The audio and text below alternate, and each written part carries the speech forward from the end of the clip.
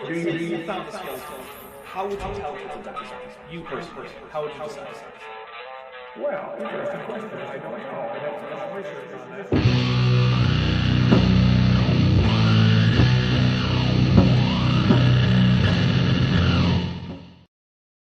Hey everybody, welcome to Matt with Maddie number, I don't know, 24. Yeah, it's 24. I'm here. Maddie's here. There may also be a human larva around somewhere. Yeah, there's a human larva. She's in my lap watching videos of puppies, trying to press Nice. all the buttons on my computer. All right. Oh, some people got no ads. Other people got 2 sets of ads. Well, I appreciate all of you who are getting the 2 sets of ads because you guys just put like a tiny fraction of a penny into my pocket, and by pocket I mean bank account.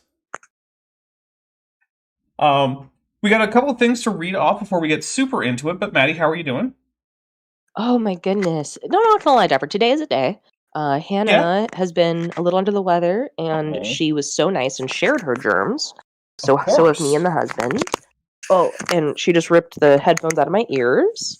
And she's been definitely not tired for about 3 hours now. Yeah. So Sounds we just got some great. ibuprofen in her, so hopefully in about 15 she'll be feeling better Okay. and can go to sleep. But in the meantime, y'all might get some commentary. Just know that it's about puppies and not raw mat. I will Not raw not mat. subject my baby to that. Yeah, she needs to be at least like 30 years older in order to be able to handle raw mat. Yeah. Yeah. All right, so we got a couple of things. Let's see. Dark Law Dragon, first of all, apparently rejoined the channel at the tetrapod level. So welcome, Dark Law Dragon. Welcome back.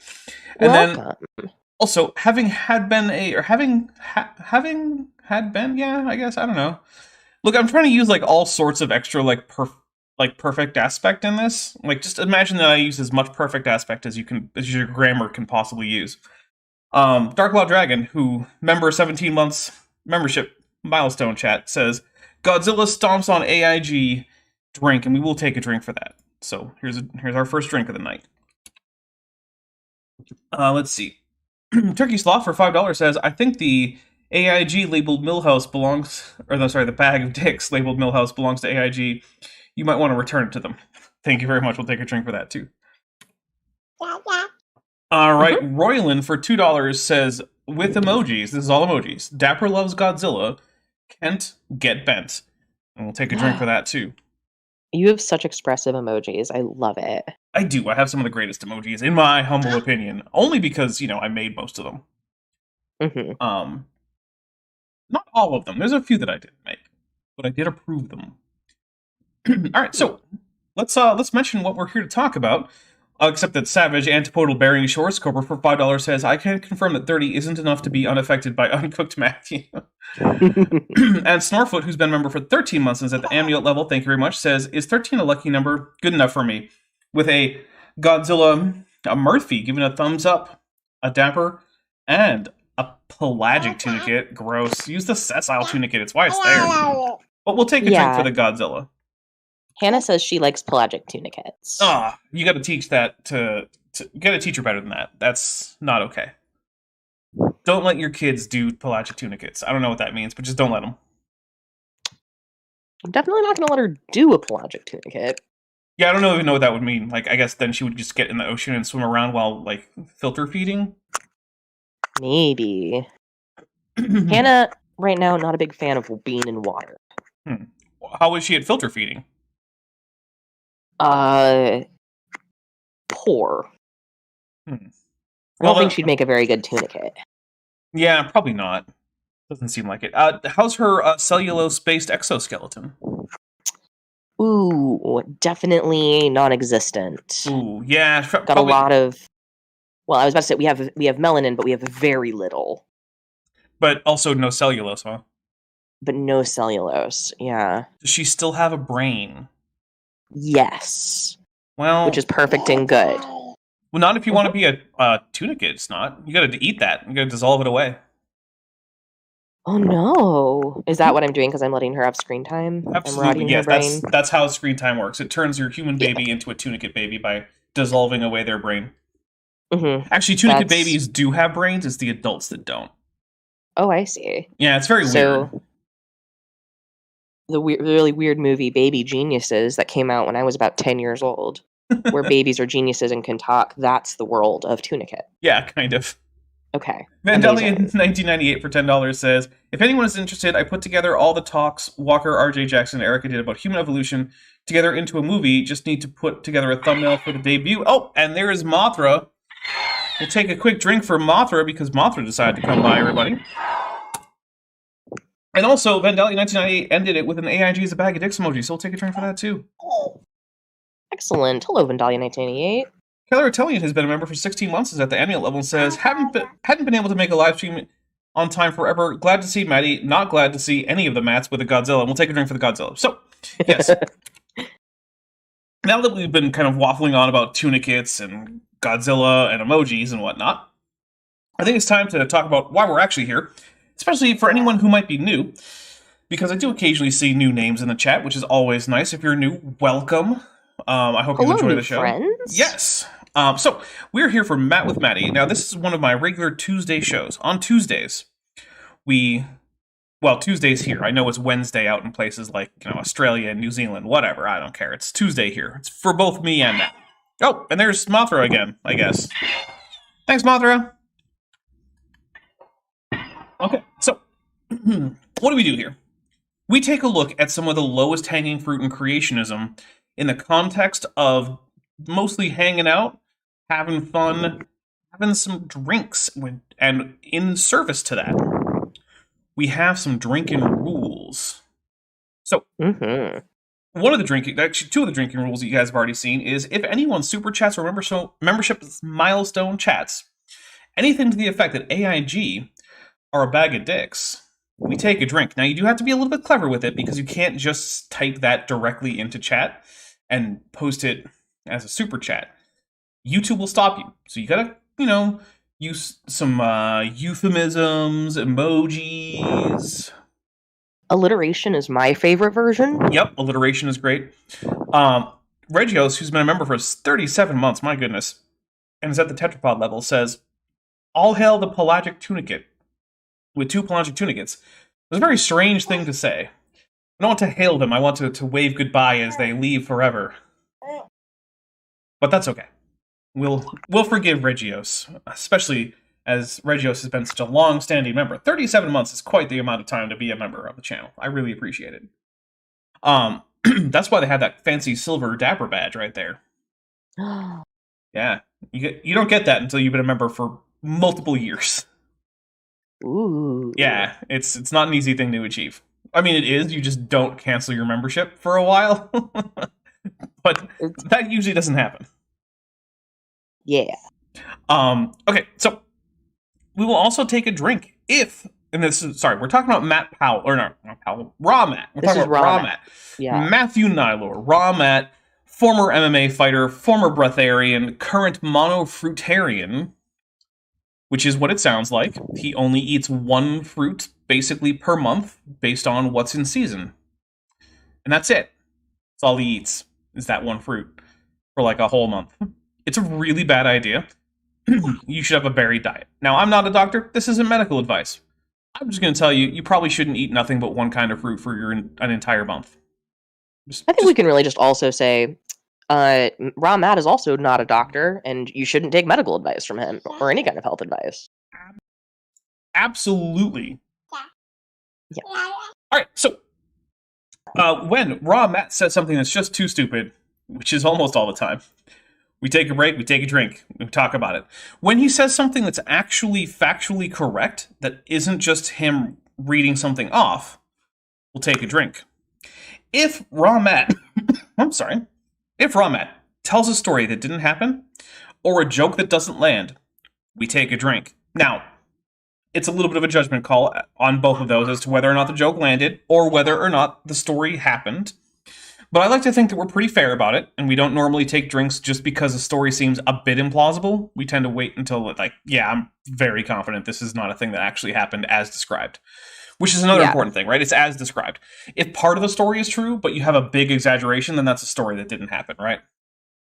So, Mm-hmm. for instance, Kent Hovind has a story about how he had this talk between his daughter and a museum docent at a natural history museum.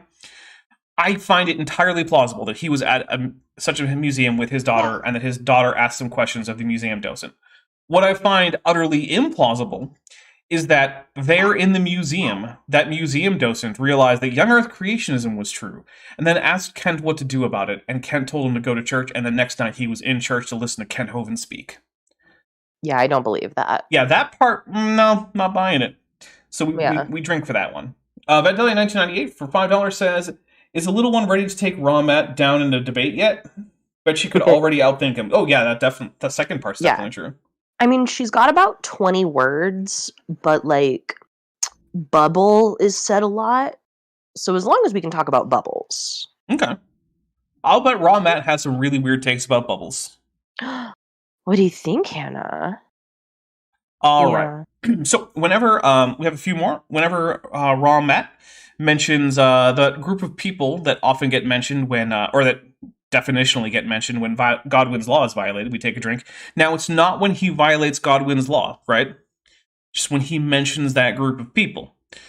Because creationists like to bring them up all the time, but they usually don't actually do it in the sense of violating Godwin's law per se, which says that when you bring them up in a debate to compare your debate opponent with, right? Say, oh, you're like these people. That's when you lose the debate. Right? It's not just bringing them up. So, yeah. Let's see. Also, if Maddie or I can guess successfully what Ramat's next point is going to be, we'll take a drink for that. Additionally, if Ramat cites a source, which he almost never does, so we probably won't have to worry about this, but if he does, and we check the source, and it not only fails to support him, which it definitely will, but it also actively contradicts him, we call that a Trojan source when we take a drink. Now, we also have one called ad hominid. We can only trigger this once per stream, but if the creationist confuses what we know about Lucy, the single Australopithecus afarensis individual, with what we know about any larger taxon, that's called an ad hominid. So, for instance, if someone says, well, we don't know if Australopithecus afarensis could walk upright because we don't have Lucy's feet, oh, sorry, we have other Australopithecus afarensis feet. You've just done the ad hominid. So we take a drink for that. Finally, there is one more way you guys can get membership, is that you guys can get us a drink, which is by gifting memberships. We'll take a drink for each membership gifted, up to about 30. At that point, I'll just finish my drink and get another one. Also, if you decide to play along, you do not have to play along with an alcoholic beverage. You can play along with whatever you want. You can play along with a vape pen, water, tea, coffee, juice, soda. I don't care. You can also just not play along. That's perfectly fine too. If you do decide to play along with anything that is intoxicating in any way, please know your limits. Be safe. Don't drive. Don't operate heavy machinery. Don't text your ex. Don't do any of these things. You are responsible for your own actions. Consume responsibly. And the Dapper Dinosaur Show, channel, whatever you call this, accepts no legal liability or culpability for anything that you do as a result of drinking too much from watching the show. That's on you. Maddie, did I miss anything that you know of? Don't so, but I did lay the baby down while you were talking. Makes sense. So I think you hit everything. If I forgot something, I'm sure I'll remember it when it comes up. And also, we do have a drink counter, so you can keep track of how many drinks we've had. Yeah. It's definitely a death counter, though, for real. But whatever. That's fine. It has the same initials, DC, drink counter, death counter. All right, Maddie, are you ready for some more Ramat? Well, I suppose I have. Yeah, all right. For context, everybody, Ramat is talking about trying to find out how old things are, and he just finished talking about radiometric dating, which is what we just finished on the last episode. So he was bad at it. He was extremely bad at it. Yeah. It was embarrassing to be. As someone who has studied nuclear physics in the Navy, it was embarrassing. Mm-hmm. And Maddie's in that same boat, so. Yeah, we're nuclear Navy buds. Although we just weirdly met fully after we were both out. Well, I'm pretty sure after. So really, I don't think you got in until after I got out. Oh wow! So clearly we're just DD-214 buddies. There you go. I mean, we were in the same little, like, section of the Navy for a little while. Yeah, did I tell you that, like... Oh, sorry, that's my baby crying through the baby monitor. Oh. She's okay. She's very tired. Aw. And the ibuprofen it's been about 20 minutes since I gave her Motrin. And so she'll be asleep in a minute. Oh, so you're like a corpsman in the Navy. It's your solution to everything, Yes. huh? Motrin. Motrin and sock. Yeah. Yeah. Except it's like Motrin and diaper, you know?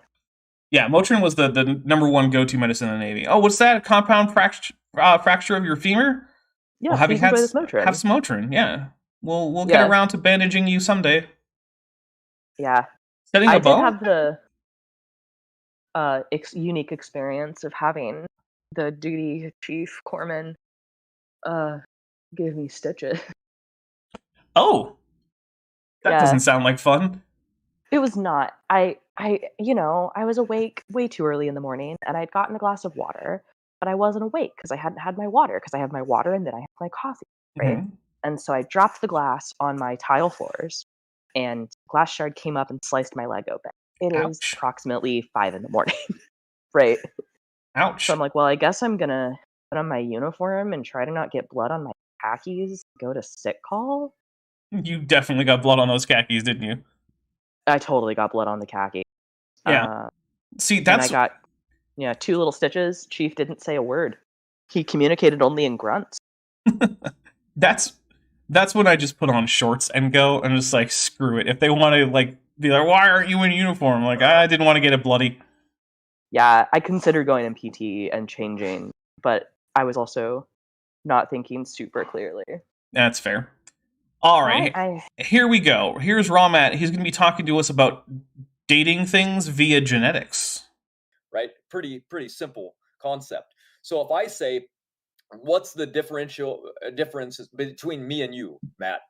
How many substitutions are there? Oh, yes. Confusingly, both Ramat and the person interviewing him are named Matt. You just have to deal with it. And I would like to remind everyone that this is, in fact, a nutrition podcast. Yes. This is like a Christian nutrition podcast. Okay, Chester, you got it. Yeah, which is weird. Is crappy. This is just a general weird thing. Hey, guys, this is for the Christians out there who need to hear this, which is far from all of you. It's only a very small number of you, like fractionally. Just because you're doing something and you're a Christian, it doesn't mean you have to call what you're doing Christian that thing, right? Like, you can open a restaurant, you don't have to open a Christian restaurant. You can open a karate dojo. It doesn't have to be a Christian karate dojo. You can have a nutrition podcast. It doesn't have to be a Christian nutrition podcast. That's just a pro tip out there, right? You don't have to close off everyone but the Christians from your audience, as well as all the Christians who don't like weird, cringy Christian branded stuff. Just putting it out there. All right, here we go. We could probably meet up somewhere in Europeans, right? So probably only about maybe 5 or 6 substitution differences between us. But how different? Okay, so what? We're going to talk for a second. We'll talk about why that sentence didn't make any sense at all. So here we go. Yeah. Okay, so first, Ramat doesn't know what a substitution is, right? Right. So here's a substitution is when a particular version of a gene, an allele, right? Or some other variant, it doesn't necessarily have to be in a gene, but some mutation, right? Becomes fixed in a subpopulation among a larger population, or in the entire population. But usually when we're comparing different groups, we're talking about subpopulations, right? So we'll say, okay, well, at some point in the past, among Western Europeans in gene whatever, what in the rest of the human species tends to be a guanine changed to a cytosine, right? So a G changed to a C. Okay. And then that became fixed in that entire population in Western Europe. We call that a substitution. Now, the problem is, generally speaking, we don't talk about substitutions like that in individuals, right? Because every single mutation you have is fixed in the population of one that is you. At least all the ones you got from, at the point where you were a zygote. Somatic mutations do result in a small amount of genetic diversity within your body, within your somatic cells, but that's not terribly important. You're unlikely to capture that in, just like a genetic swab. So really what he should say is something more like genetic differences. But again, you don't normally just compare two individuals to see how far back they have their most recent common ancestor, unless you're expecting them to have a relatively recent one. Now Ramat might be right. He might be able to trace both himself and this guy back to, say, Europe via certain mutations characteristic of people from that area. That's how, like, 23andMe or Ancestry.com DNA tests work, right? So, right off the bat, Ramat has shown that he does not know how to use any of the terms he's using, which is, I mean, completely unsurprising, right? When does he ever? Yeah, so he's like confusing the genetic differences between two individual humans. Mm-hmm. I was going to say you and me, but that doesn't make any sense. You're a stratus. Yeah. So, but me and, say, Ben, right? There are genetic differences between the two of us. But there are genetic differences, say, between me and my sister, Mm-hmm. right? And so it does make common sense that, like, there should be more differences between me and Bent than me and my sister. But measuring those is unrelated to, like, whether or not those different mutations are fixed in the population. Like, Right. those are just two different things. Yep. Right? Yeah, Okay. basically. Ita V or Ita 5, I'm not positive, for $2 sends a "Hey You" super sticker. Thank you very much. And it was a first super anything on the live stream. So thank you very much, Ita V. I really do appreciate that. It really does help, by the way, guys. So, all right, here we go. Let's get some more Ramat in.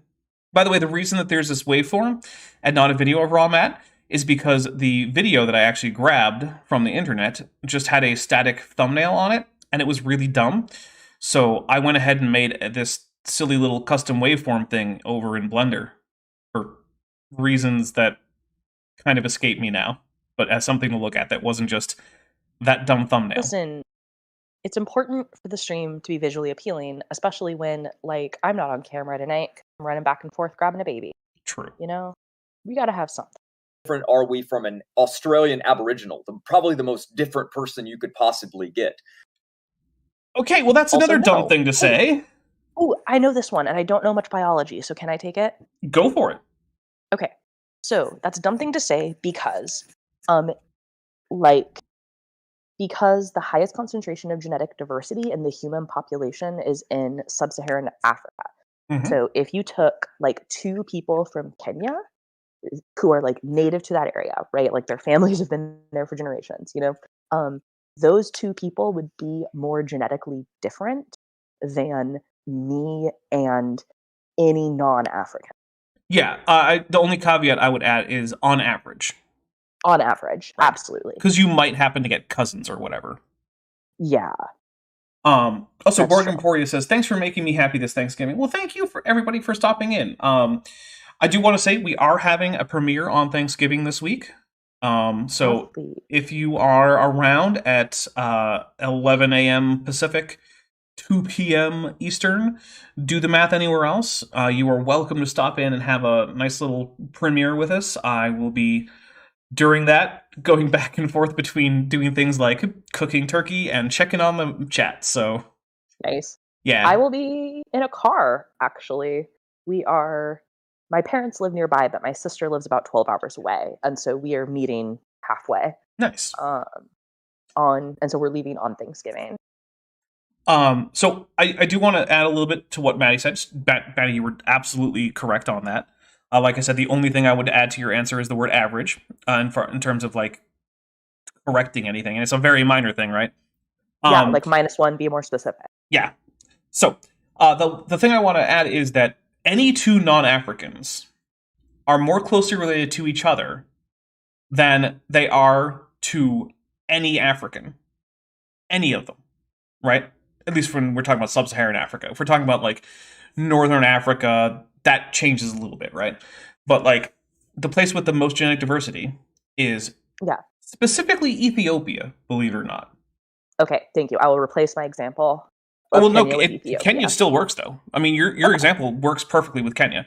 It's just that the genetic diversity is even higher in Ethiopia. Also, Trailmix sends a Vibe super sticker for $1.99. Thank you very much. I do hope the Vibe check is going well for everybody. And I'd like to point out that, like, if a random person didn't know that and they thought, what's the most different population of humans that I can think of from, you know, like a European, you know, like Norway, they might think, right, Australian Aboriginal. Yeah, right? it's like as far as And, ways like, you can get and whatnot. Yeah, and that's not like a dumb guess. The problem here, and the reason we're correcting it, like kind of vehemently, is that Raw Matt is claiming to be an expert, and this is something like that you can learn from Dapper and I on the internet. And I have taken exactly one biology class as an adult. Right? Yeah, it's not just that he's not even just trying to say that he's an expert. He's specifically saying that he is going to be someone who can, and to some degree already has, taken the consensus of biology, paleontology, geology, genetics, paleoanthropology, anthropology, even in some cases linguistics, and has overturned all of it in favor of his kind of Bible-based, but also kind of not Bible-based ideas. And, like, that's a big claim. And, he can't back it up. Yeah, and I would claim that it is bogus.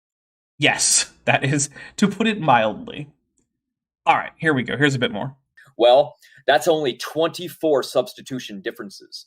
Well, now the question arises. So I want to point out that when he's saying this, you know, this is only 24 from the 14 or whatever, these are numbers he's making up on the spot here. These don't mean anything. Okay, I was about to ask. This seems like stupid made up numbers. And Yeah. I'm glad to know that my gut is correct. Yeah, the chances of you and any random person who's not, like, a sibling, even then, it's very... Yeah. It would have to basically be a twin or something, like a identical twin. You're going to have more than 7 differences in your entire genome from any other person. Humans don't have a whole lot of genetic diversity, but they've got more than that, right? I mean, like, I probably have 7 differences in my genome from me as an adult in my early 30s and me as a baby. It depends on what cells you're testing. That's fair, but... Yeah. So if you're testing, like, your ova, no. Fair. Because your ova have been your ova since you were an embryo. True. They're not new cells. I mean, any cells that divide. That's what I mean. Yeah. So like muscle cells, bone cells, skin cells. Yeah. Yeah. Mm-hmm. There's a fair chance that you got more than 7 differences from the ancestral cells in your, like, internal cell lineage from a zygote. Yep. Yeah. So, all right, here we go. Is how many substitutions actually arise every generation? Well, okay, so this right here that's the correct usage, right? Substitutions happen over a long period of time. We actually don't measure it per generation. We tend to measure it per year. But if you have a good estimate for generation time, you can transfer between those two things, right? Because if you know how long it takes for a generation, well, suddenly, if a generation can be expressed as a unit of time, you can do the math to substitute in one for the other. But he's closer to being right about this, right? Except, you know, he's still talking about individuals versus populations. Substitutions are something that happen between populations, like subpopulations in a larger group, over time, over generations, not within 2 individuals.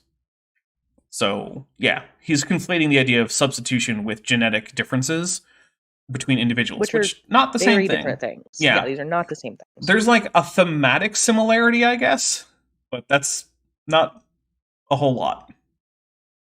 Well, there's about 1 substitution that occurs every 30 to 33 generations. That actually seems really low to me. Yeah. So, hold on.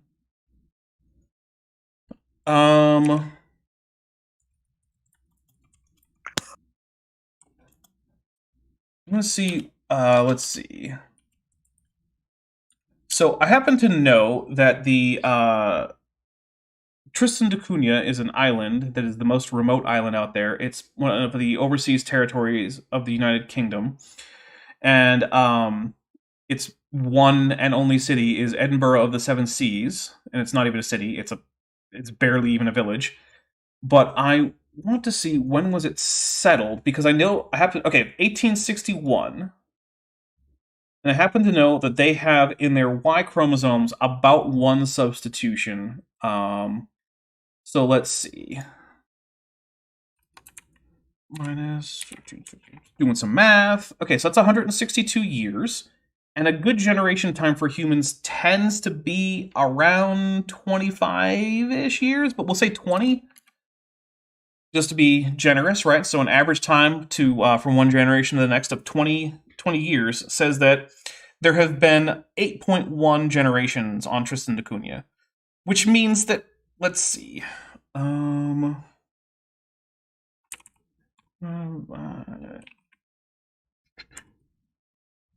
yeah, Matt's probably off by about a factor of 4, roughly.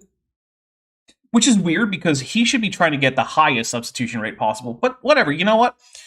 Matt, if you want to make the math hard for yourself, you have fun with it. Hivesai, who's been a member for 10 months, says, once upon a midnight dreary, while I pondered Dapper Dino series, suddenly I hear a ringing of a live stream, quickly bringing Maddie on episode 24. With a bird and a large black square. I don't know what the large black square means. Maybe it means that she was looking at Twitter and saw the Twitter notification on her phone, and black square is the phone. Oh, maybe. Yeah. All right, here we go. Well, that's not very many generations ago. But True. Until you can get about 24 substitutions in the human population. You see how easy that was to figure out? Okay, if we go for your... Go ahead. Yeah, but 30 generations. So to get 24, need... Okay, so 30 times 20 is, 600? Yeah. Yep, 600. So we need 600 years per one substitution by his math. Right? Which means that his idea of 24. Yeah. So it means that there shouldn't be more than 10 if we're only 6,000 years old. So great, love it. His math disproves creation. His particular example is already suggesting that the human species originated at least... that the European subpopulation of the human species, not all of the human species, just the part that currently lives in Europe, and that has ancestry going back to the initial, peopling of Europe, originated 14,400 years ago. Which means that it pushes the origin of the entire species back even further, because no one, Raw Matt included, thinks that, humans originated in Europe. Well, okay, there's probably some weird racists out there who think that, but... there are some weird racists out there who think that. That is not a generally held opinion in any corner, whether it be young Earth creationists, real scientists, ancient alien people. None of those people are on board with that. Vesta Frey, who's been a member for 12 months and is at the amniote level, says, Raw Matt has been chased by wisdom all his short life, and so far has managed to stay at least 2 steps ahead. Run, Matt, run! Yes, this is true. Alright, here we go. Now, if evolution was true, we should be separated by hundreds, if not thousands, of substitution differences.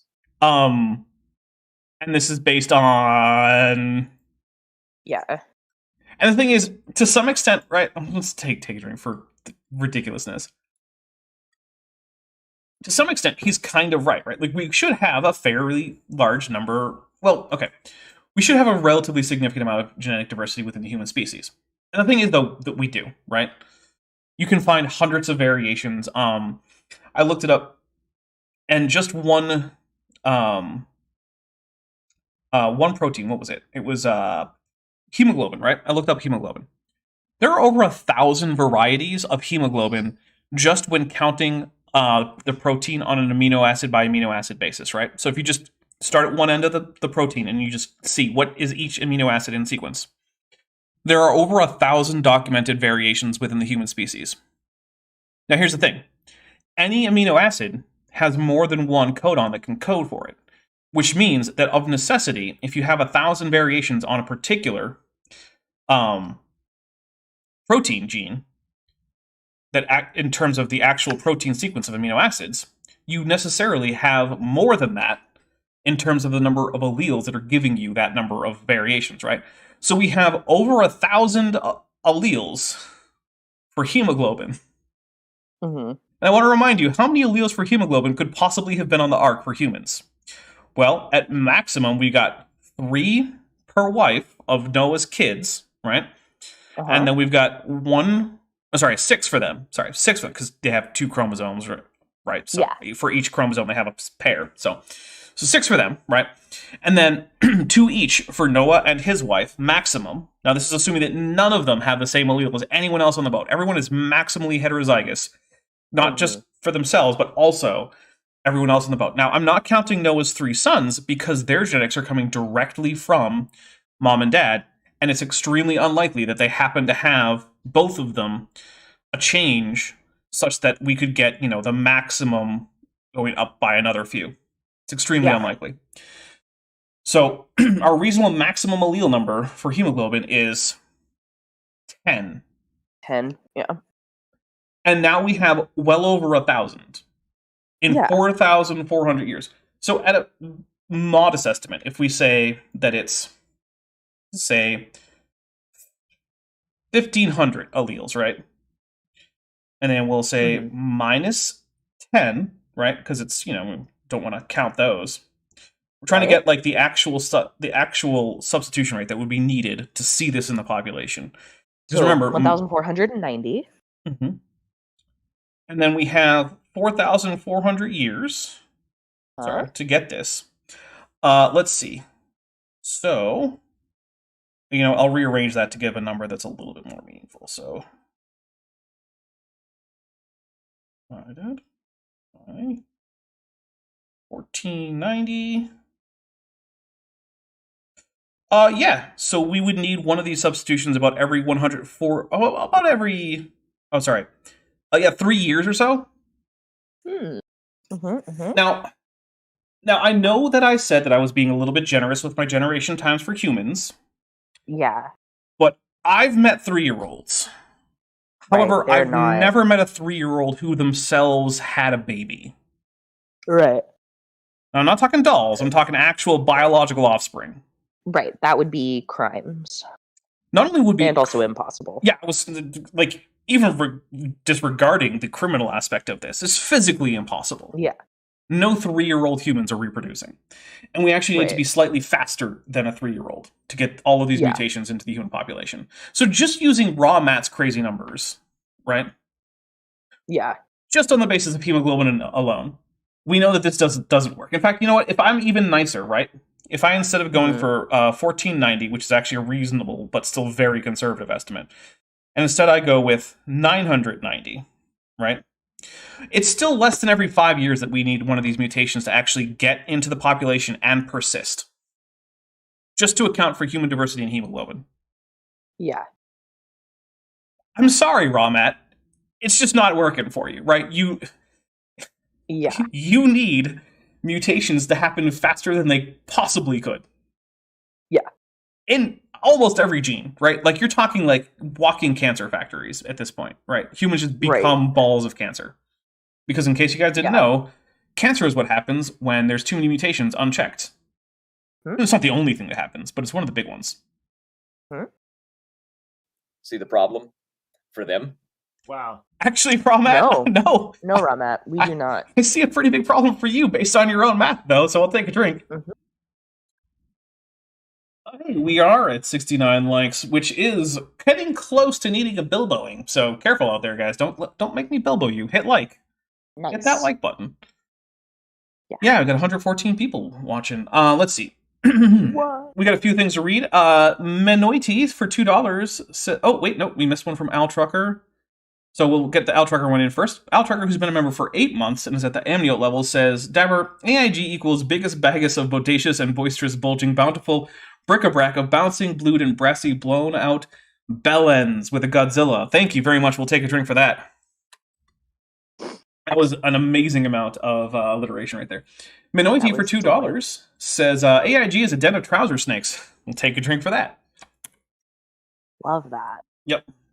Oh, did you know that among garter snakes, some of the males are actually femboys who impersonate females in order to trick the other males into attempting to mate with them during the winter so that they can leech off of the body heat of those other males?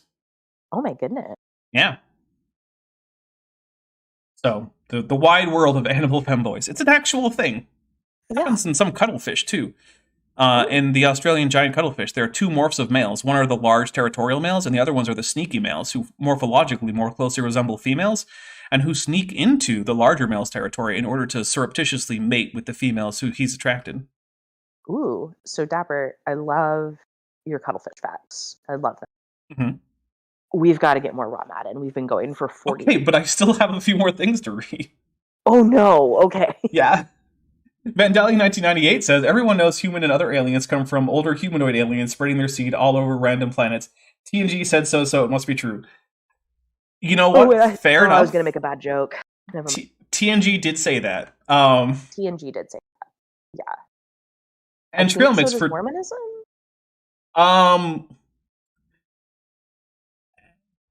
Kind of.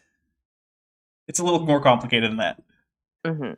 And it also depends on which Mormon you're talking to, because as it turns That is out, very true. like all religions, Mormonism is internally diverse. Yes, all religions are internally diverse. Trailmix for $2 says, created polyploidosity. Yeah, so created polyploidy would actually help with this. Like if Noah and his family were just massively polyploid, and instead of having like 46 chromosomes, that's the N2 number, there you go. They just had like, 8 times that. And then their kids just started having, lower and lower ploidy counts. Like that would actually kind of make sense.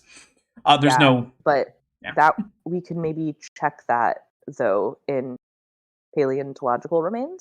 Yeah, probably. If archaic human remains, because we can check some of the more recent ones, genetic information, and like see what's in their genome.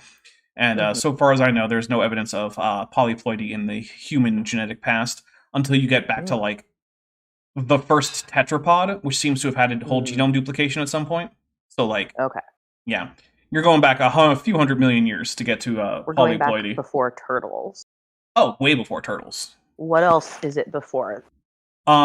It's, let's see, before spiders. Before spiders. Okay. Is it before crab? What do you mean by crab? That's a good question. Everything become crab. Right. Now, see, that's the problem. Is it before anything became carcinized? No. Is it before the true crabs? I believe yes. Okay. Okay. So it's in the becoming crab time of history. It's before... A truly monumentous. It's before squids or octopi. Ooh. But not before cephalopods. Okay. Savage calorie-rich air cover for $2 says, on the Star Trek front, AIG is a bag of Rick Bourbons. What is it with Ricks? We'll take a drink. Here we go. That's really interesting. Is it? Someone's asking, what about fossils? They said Big Bang Theory, Charles Darwin's research, and fossils. You kind of touched on the... I have no idea what that comment is supposed to mean. Big Bang Theory, fossils, Charles Darwin's research. Those are just three things. Those are just noun phrases. I don't know what to do with those. I assume that comment was made by a 13 or 14-year-old thinking that they're all edge, no point. Just a circular blade. Yeah. All edge, you know what? no Xena point. made it work. Yeah. Xena made it work. So. First two a little bit, but you've done some videos on fossils, right? And...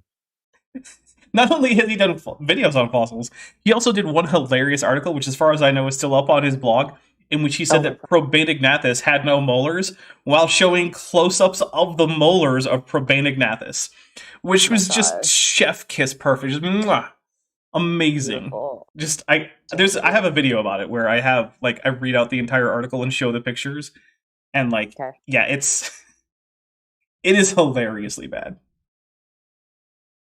That's not really accurate. No, here's the thing about fossils. Okay. What you're looking at is real simple. You go to the deepest layers, what do you find? Aquatic life.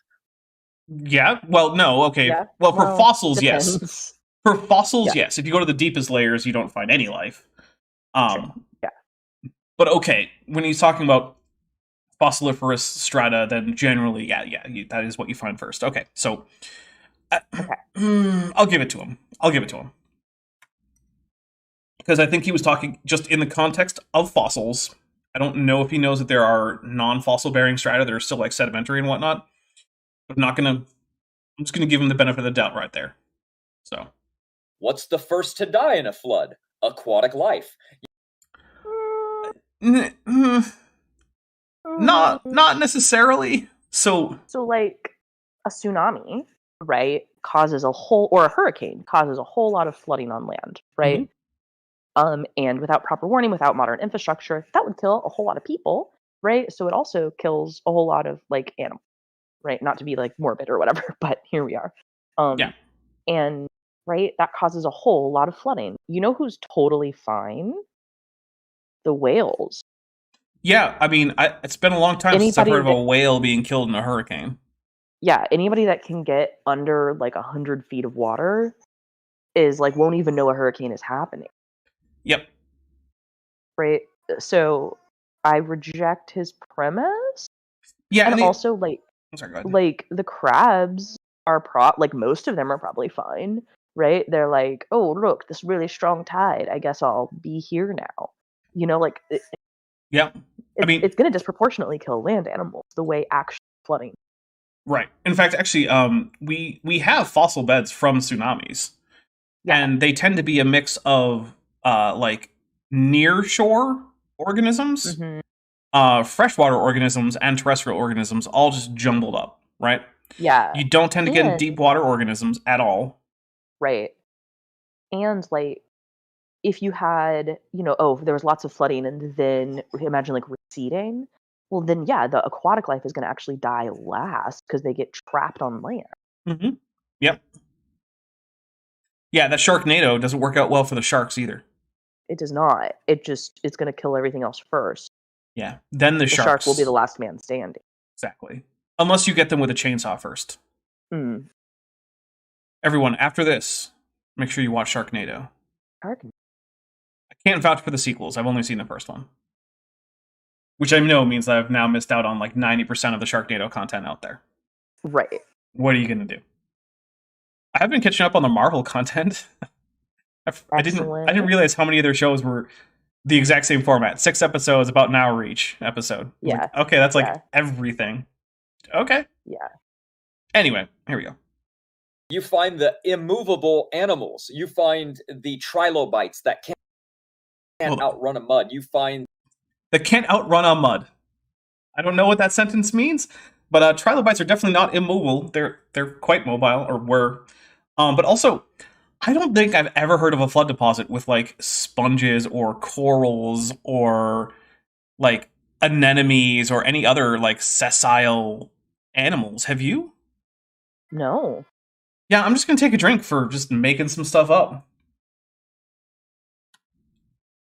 And Jillian, the entire column is in, says immovable animals. Yeah, I think what he means is sessile animals, of which there are many, right? There are a lot of animals that spend most of their life immobile. Barnacles, coral, sea anemones, all sorts of stuff. Sponges, they have a motile phase of life, but then as adults, they are sessile. Or, in some cases, they have a motile, then a sessile, then a motile phase of life, like in jellyfish. So jellyfish start as a larva, which finds a good place to attach itself to the rock. Then it becomes a polyp that kind of resembles a sea anemone. And then that little polyp then buds off new hydrozoans, which go on to go be free-floating motile jellyfish. So that's weird, but it's a thing. So, Mantelli 1998 for $5 says, Dapper, are you saying we know what dead animals in a flood looks like and the geological record does not look anything like it? Mostly, yes. I mean, we do have flood deposits that do look like the results of a flood. It's how we can tell they're flood deposits. Goop23 for $2 says, hello, I would like 1 mud, please. Excellent. Okay, sorry, team. I gotta go check on the baby. All right, we're gonna get a little bit more raw Matt in, but I'll pop in. Okay. The oysters. You find the things that are immobile, that can't outrun mud that's going to cover them. Fun fact, oysters are not completely sessile. They can, in fact, move. They don't normally, but they can. Mussels, on the other hand, not so much. Mussels are bivalves that are fully sessile. And then you find the higher, a little bit more aquatic life, the fish that were trying to swim for their lives that couldn't do it. And then What is that? What does that mean? What are they? Which way is towards life for a fish in a flood? Is it just up? What is it? Downhill? Like what is life for this fish in this case? I don't even know. you find the ones that can float like the whales near the top because they're mostly fat and blubber. Oh my! I'm taking a drink. Okay, so Does he not know what a whale fall is? I don't think he does. Also, I don't think he realizes that overall, whales tend to be about neutrally buoyant, like most ocean life that is pelagic. And the way that whales achieve this is mostly by just having incredibly dense bones, which is a common adaptation to tetrapods living in the water. Because the thing is, if you're a tetrapod living in the water, fat is almost certainly going to be your best choice for insulation. And you have lungs full of air. Those are two factors that are going to keep you pretty darn buoyant. And you need to be roughly neutrally buoyant in order to not have to actively exert energy just to be below the surface. Which, if you're going to be a fully aquatic tetrapod, you kind of want to not have to spend all that energy. Also, my unfinished intro for $5 says, Raw Matt's science, 25% Bible-based, 100% BS-based. Correct. So a solution that mosasaurs, ichthyosaurs, and whales all arrived on for staying roughly neutrally buoyant is just super dense bones. Just get thicker bones. And it's one of the reasons why whale bones are so heavy. It's one of the reasons why whales sink shortly after dying, because, their blubber is one of the first things that's eaten by various scavengers, and then the rest of the body falls like a rock. So yeah, Raw Matt is just off his rocker if he thinks that whales are significantly more floatable than just your average fish. They're not. They're both of them in life roughly neutrally buoyant. Minoidi for $2 says, Uncooked Matt source. It came to me in a dream. Yeah, he's been channeling this. He channeled this from Moses. Crafty Siren for $2 says, Raw Matt's brain seems to contain empty AIG bags. We'll take a drink for that. Yeah. In other news, Hannah has ascended beyond the need to sleep. Yeah, she never will sleep again, ever. Congratulations to you.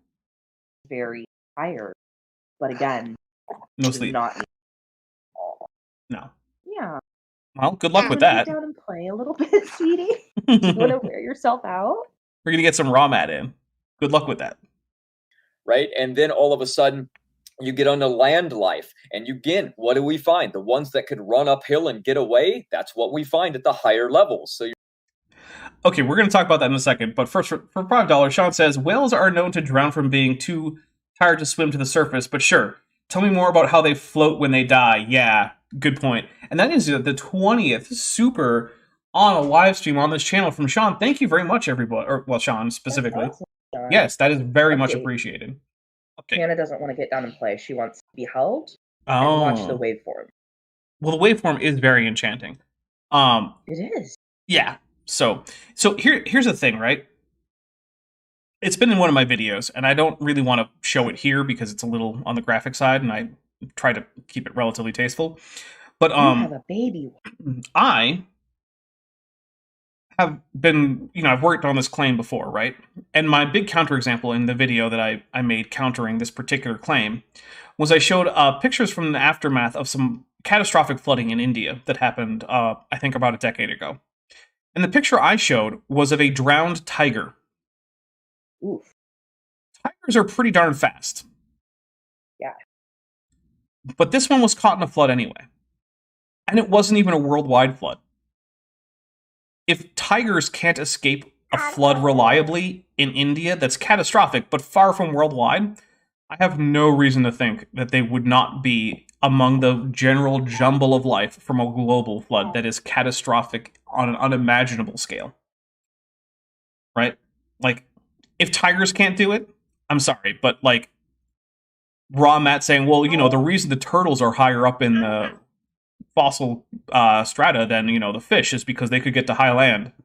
Okay, Raw Matt, Yeah, Okay. the turtles really ran uphill. That makes sense. That's how they did They it. chase me faster than those tigers. Again, just regular floods from today leave jumbled assemblages from the entirety of all the ecosystems along the path of the flood.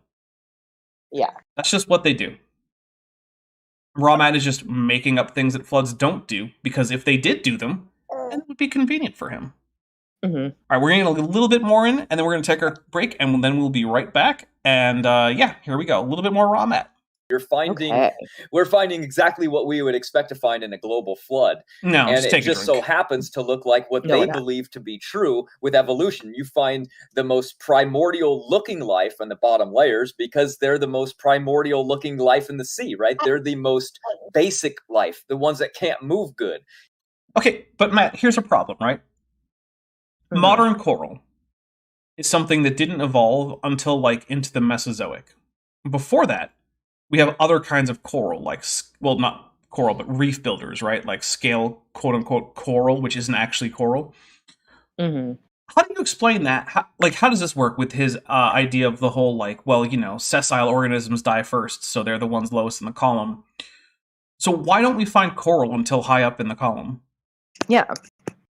Also, if it's about mobility, why is it that Pteranodon, a highly adept long-distance flyer with a wing that was much like an albatross, which is one of the longest flying long-distance flyers in the modern world, an animal that could probably cross entire oceans on the wing without ever landing, based on its anatomy, why is it down in the Mesozoic when, say, eagles are up in the Cenozoic? Why is that? Ooh. Why is it that Pteranodon was so much worse at escaping the flood than an eagle? That's an excellent question. And I feel like Raw Matt's never asked it because I think he confuses confidence and common sense knowledge, right? I don't actually think it's common sense, but you're like, well, if you just think about it for 2 seconds, scientists these days, blah blah blah, no common sense, so educated. They don't know how fast turtles run. And we're like, but we measured how fast turtles run, and he's like, no, faster than tigers. Obviously.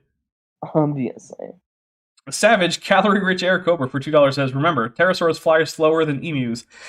I don't think that's true, since I'm pretty sure emu flight speed has been clocked at 0 kph. But all right, here's what we're going to do. We're going to go on a quick break. I'm going to refresh my drink. Maddie is going to probably play with a larval human. I don't know. I am. She just finally accepted her milk. Oh, nice. She's been saying, no, I hate milk. And I'm like, that's not true. You love milk. It's like the And one she's thing like, she eats. No, I hate it. And then it finally got in her mouth, and she was like, oh my gosh, why did it take you so long to give me milk? All right. We'll be back in a few minutes, everybody. In the meantime, please enjoy the musical stylings of one Bent Hovind.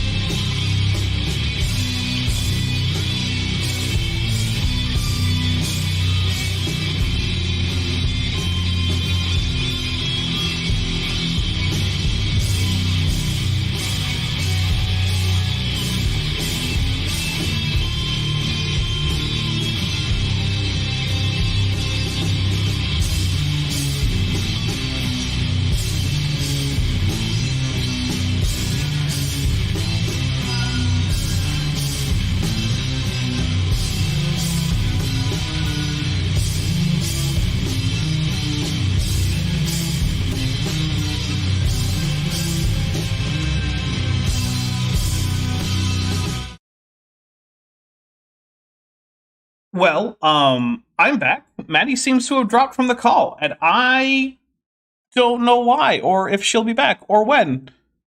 So, I guess time to soldier on. So we have a few things to read. DM Speciation Isn't Macro Evolution Wing for $5 says, just in time for break. Hashtag never forget. Hashtag many Bothans died. Yes, many Bothans did die to bring us this information. Oh, and then I just missed a call from Maddie because I'm bad at this. Hello, Maddie. I cannot hear you. Oh, there it is. Hello. Oh, just because of my... All right. Now, Eddie McCoy also joined the channel at the tetrapod level. Thank you very much, Eddie McCoy, and gifted 1 Dapper Dinosaur membership, which went to Attila Conceição. I don't know. I'm really bad at Portuguese. My sincerest apologies. It's really bad. But anyway, we'll take a drink for that. Maddie, are you able to see the video once again? Yeah, I can All right. see. Good. Now, real quick, after we get back from intermission, or for break, or whatever you call it, intermission, I don't care. It's always, I give my quick little appeal. Which is to say, guys, this channel is almost entirely funded directly through the support of my viewers. Very little of it comes in based on, like, the ads that you are watching on intermissions or before the video starts or something, right? There's a tiny fraction of what comes in. Almost all of it comes in from direct support, whether it be through super chats, super stickers, super thanks, joining the channel membership program, joining the Patreon. All of those are basically how this channel stays afloat. And I really want to thank all of you for all of your generosity because it has been amazing and frankly kind of overwhelming. But if you are currently someone who is not supporting in one of those ways, and you would like to, there are 2 really easy options. There's Patreon and there's the channel memberships. The memberships, there's just a join button below this. You can join in a number of tiers. The Patreon is linked in the description. That one has one of the big benefits, I think, is that you can go annual for a 15% discount, which is pretty good. It means you can join for a year at the basic level for less than $10, or sorry, for just over $10, less than $11. Nice. Yeah. Either way, you get early access to months, like 5 months worth of content. There's hours and hours worth of videos that you can just binge. You also get access to a special supporter-only Discord server that is just for people who are either members or patrons. And there are other benefits if you go up to higher tiers too. Now, if that's not your thing, you don't want to do like a monthly or an annual thing, there's a merch store linked in the description. There's an Amazon wish list linked in the description. You can get me you can get me a snack, you can get me a book, you can get me a monitor. All sorts of stuff there if you want to help support the channel that way.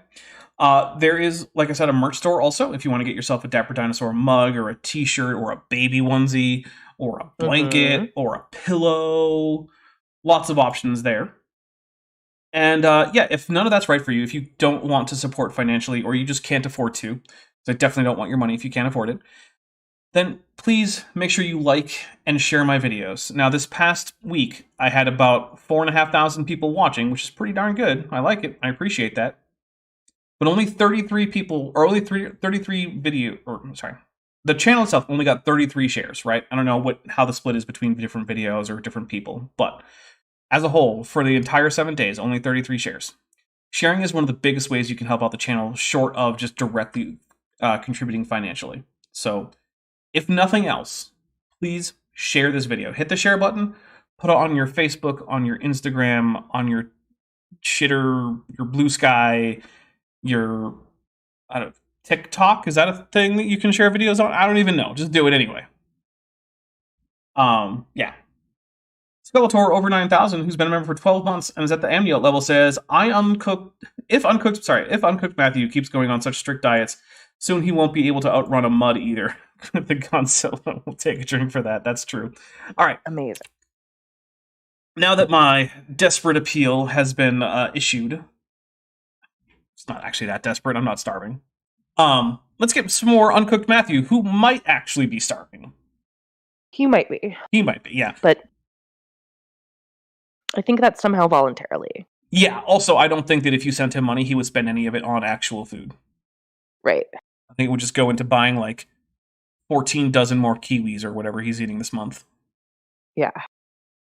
You know, an ancient trilobite, an oyster, right? These little like worms. Worms burrow down when they are in trouble. So they burrow down, and guess what we find in the lowest layers? Worms. No, I'm Matt. sorry. No. No. Worms Also, don't- you want to go with worms buried to the bottom of the ocean? Not only that, but worms don't even show up at the bottom. They show up significantly higher than that because worms are actually bilaterians, which don't show up in the fossil record until, like, I mean, unless you count that one little tiny thing that looked more like a grain of rice than anything else. Basically, worms don't show up until the Cambrian, which is after the Ediacaran, which is when our first organisms start, macroscopic organisms start showing up. So let's just take a drink for worms are at the bottom, even though, no, they're not. Yeah. It's because they burrow down. It's simple logic, right? But they think that the worms are our most ancient ancestors because evolution is true and we descended from worms, right? It's What? No. Yeah, additionally, worm isn't really a taxon, right? Worm just means something that isn't a vertebrate and that's longer, like, from front to back than on any other axis. That's it, right? Yeah. It's a tubey thing that doesn't have vertebrae. Yeah, it's a tubey thing that is not snack. Yeah. Like, Yep. So, like, snakes, not worms. yeah. Bobbit worms. Earthworms, worms. Nematodes, all of them, worms. Flatworms, worms. Are these things actually closely related in any kind of way? No. Nope. You're about as closely related to, like, an earthworm as like, you're more closely related to an earthworm than either of you is to a flatworm. No one seems to care about that, apparently. They're just worms.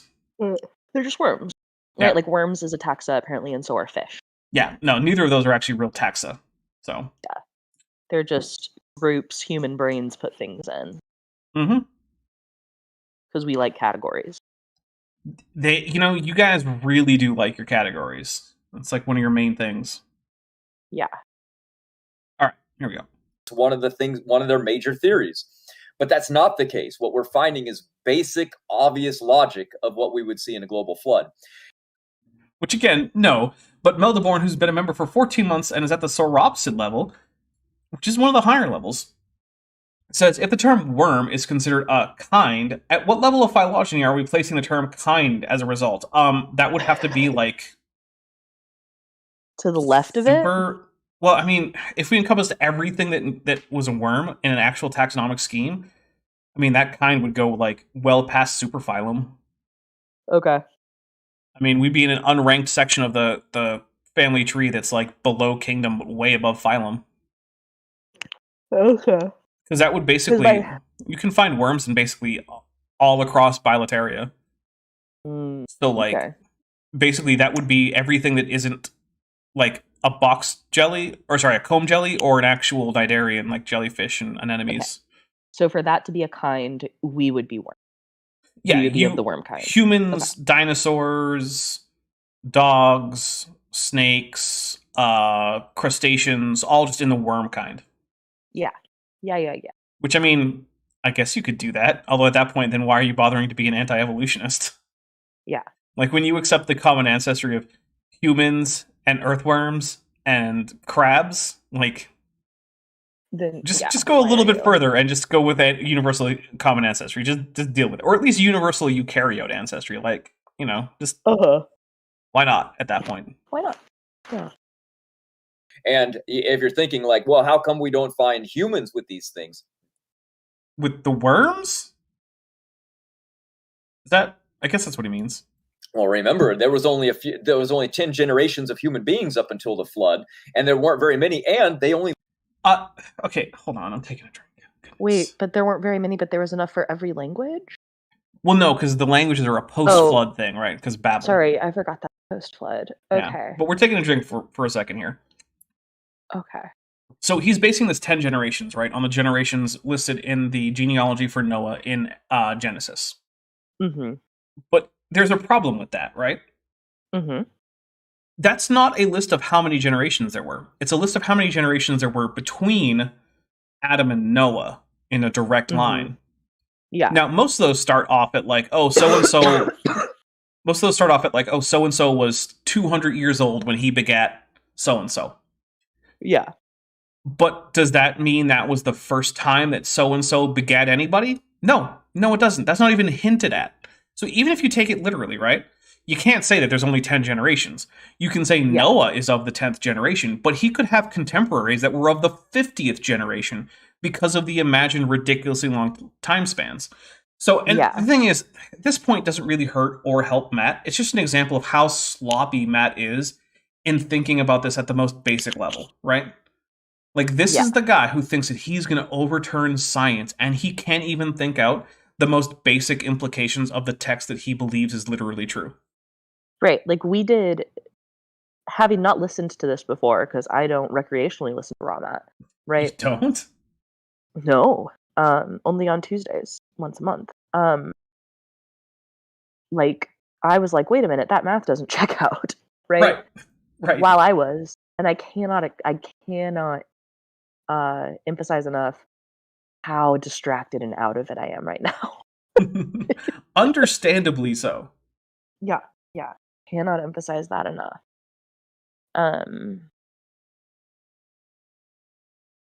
I do appreciate the keys in the chat. Oh, excellent. Here we go. Lived in the region what we now deem as the Middle East. How many excavations are going on in the Middle East? Nothing. How many excavations are going on in the Middle East? That's a great question. I don't know.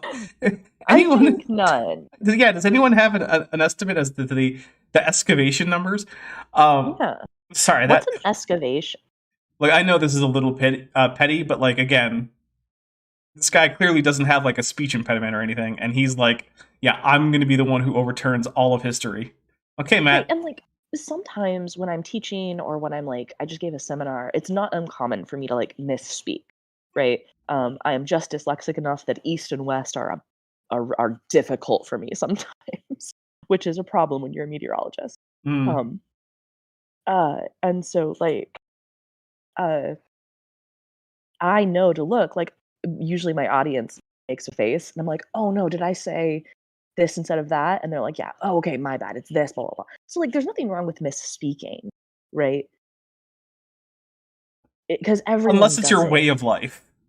But misspeaking is very different than faking it. Yeah, which is obviously what Raw Matt's doing. Yeah. Yeah, when you misspeak, it's in a context in which you clearly know what you're talking about, and it's much more likely that you made an innocent mistake than that you're just BSing everybody. And I am quickly able to correct myself because I knew what I was talking about in the first place. I just made a mistake. Yeah. That's not what he's doing. No.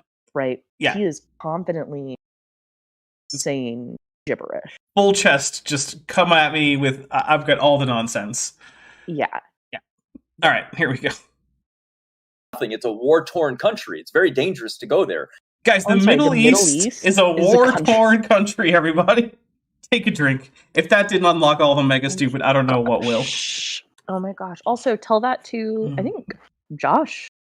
Dr. Josh. I know he did, like, he spent, like, a semester or a summer or something excavating in the Middle East, going on a dig. Yeah. The thing is, no matter how you define the Middle East, like, I tend to have a stricter definition for it than most people do, but even if you go with a broad definition or a strict definition, there are currently countries that have active archaeological digs in that area that are not currently in the middle of a war. Yeah. Is it all of them? No. No, it's not. But is it more than any of them? Yes. And in fact, no, the Middle East is not a country. It's like my favorite country, South America. Love it there. Mm-hmm. Very nice this time of year right here. You can find spectacled bears in parts of it.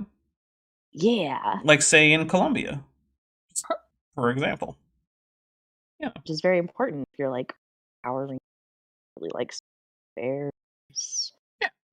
So, yeah. So now everyone knows, Middle East, it's a country. You might have thought there were countries like Iraq and Kuwait and Yemen and Saudi Arabia and Israel. Then the United Arab Emirates, Egypt.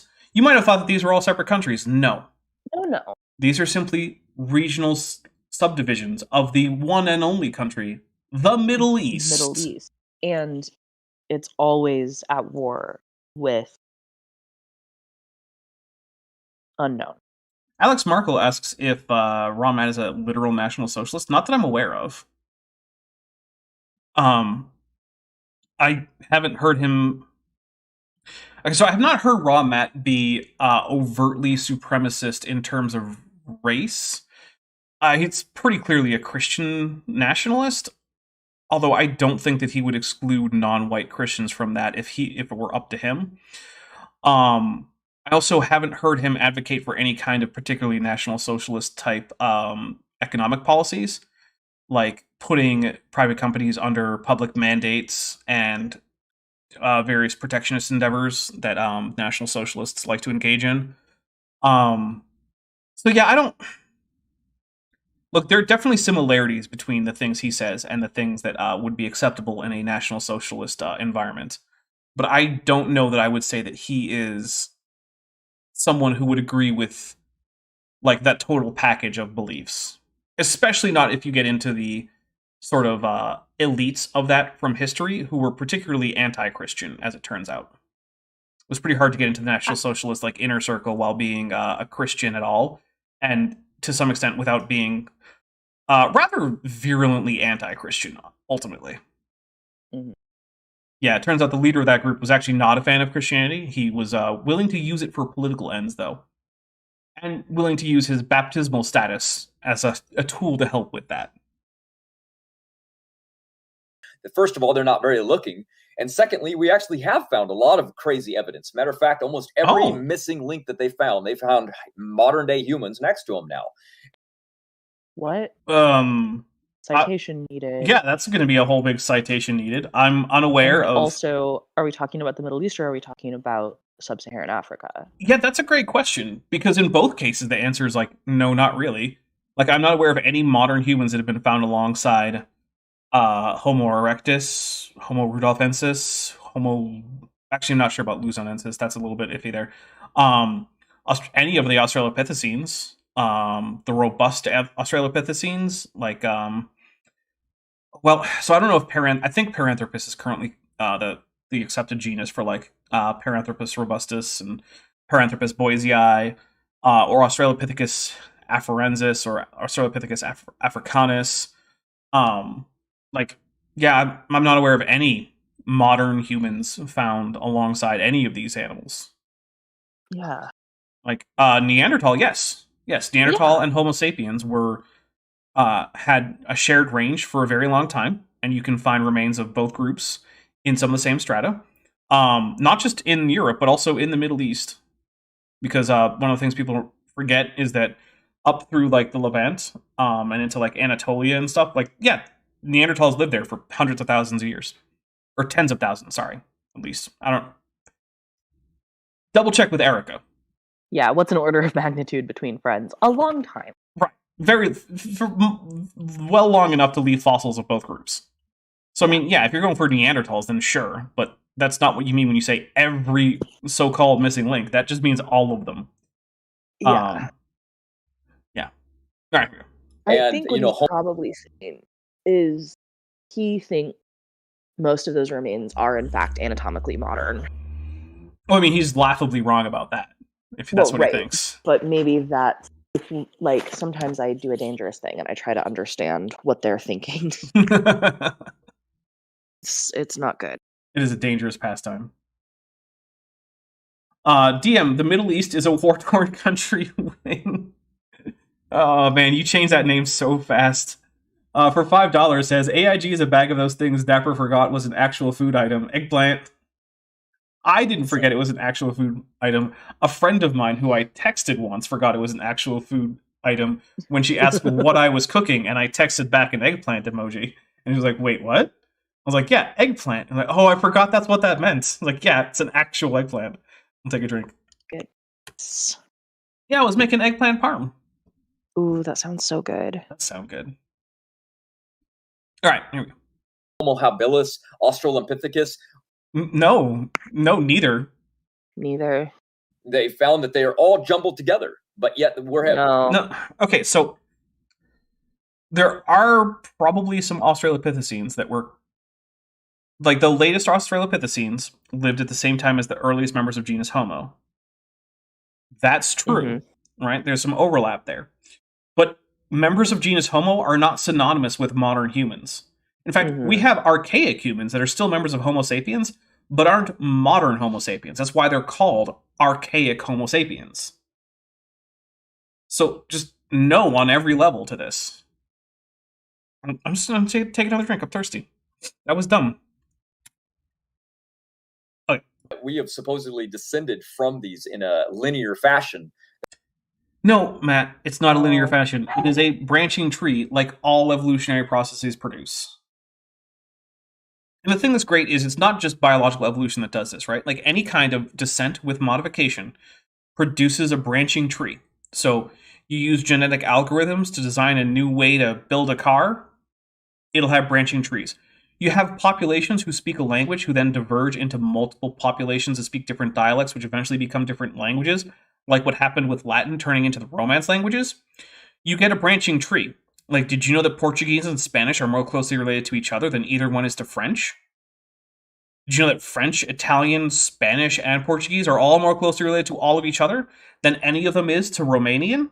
Yeah, those are just facts. It's a branching tree. The same thing happens with Germanic languages. For instance, English is more closely related to Frisian than it is to any other Germanic language that's currently extant, unless you count Scots, in which case it's Scots and then Frisian, but whatever, I'm not sure if we want to count Scots. But then together, those are more closely related to, say, Dutch than they are to German. And those with Dutch are more closely, and German are all more closely related to than any of them are together than any of them are to, say, Gothic, which is our sole example of an East Germanic language, which comes to us entirely from one translation of the Bible into the language, which was worked on by J.R.R. Tolkien. Huh. Yeah. He was one of the world's foremost experts on the Gothic language. That's really cool. Yeah. I love how much of a linguistics nerd he was.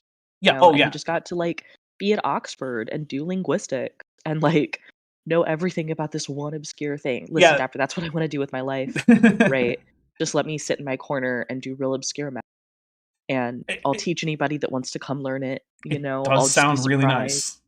That's what I want to do with my life. Please let me. Also, baby, please go to sleep. I'm watching her on the monitor. She was so still, and then her little head just up. Poor baby. Poor baby. All right, we're going to hit play. Okay.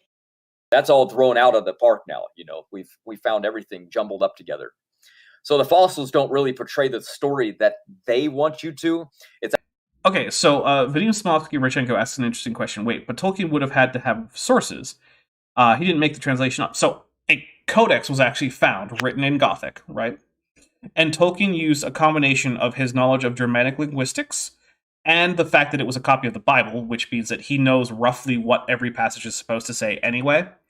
And then he put those two things together to come up with a grammar and lexicon for Gothic, made up from that could then be used to compare Gothic to other Germanic languages.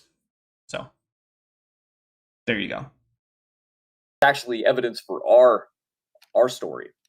Matt, I'm just going to say this real quick. The fact that there are morphological transitions between groups that you think are unrelated, on its face, is evidence against your hypothesis, since it is directly contradictory to the predictions that you did in fact make back before this evidence was out there. By you, I mean creationists generally.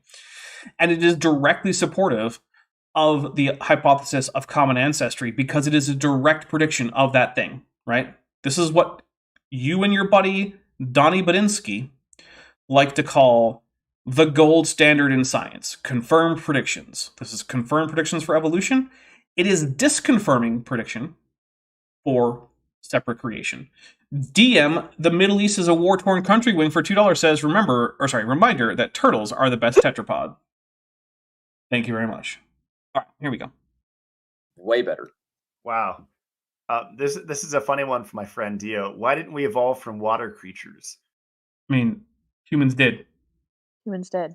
I mean, like, not directly. There was a few steps in between. Yeah, but But I mean, yeah, Yeah. you did. Why didn't we evolve from a fish amphibian, even though That is what happened. Speaking colloquially, right? Yeah. we look like a fish through pregnancy? What? Do you mean that the embryo kind of looks like a fish embryo? Because that's true.